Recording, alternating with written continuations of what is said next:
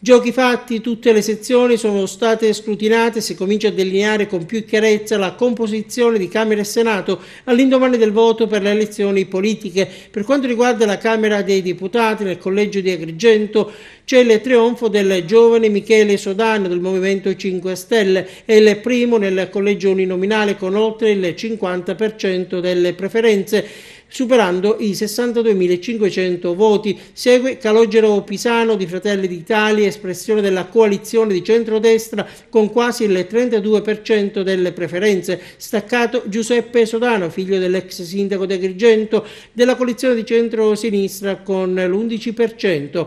Ed ancora Bianca Guzzetta di Liberi Uguali che ottiene il 2,76%, seguono Sergio Coniglio con il Popolo della Famiglia 1,26%, Giussi di Cristina, Potere al Popolo 0,99%, Emanuela Martorana, Italia agli Italiani 0,69%, Lillo Massimiliano Russo, Lista del Popolo per la Costituzione 0,43%, Fabrizio Roberto Sutera Sarto, Casa Pound 0,49%.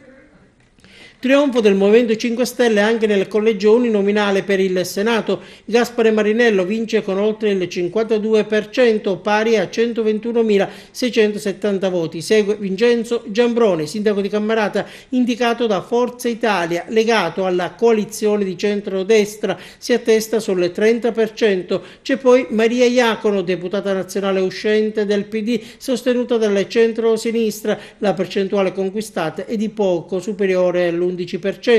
Più staccati Francesco Pio Calogero Zammuto di Liberi e Uguali con il 2,65%, Nicola Di Matteo, il Popolo della Famiglia 1,15%, Carmela Marrone, Potere al Popolo 0,79%, Alfio Sardo, Italia agli Italiani 0,66% ed ancora Giovanni Contino, Casa Pound 0,42%, Anna Piera Sabella di Venti e Lista del Popolo per la Costituzione 0,12%, Sabina Armanno, Partito Valore Umano 0,10% e Concetta Mondello, Partito Repubblicano 0,6%.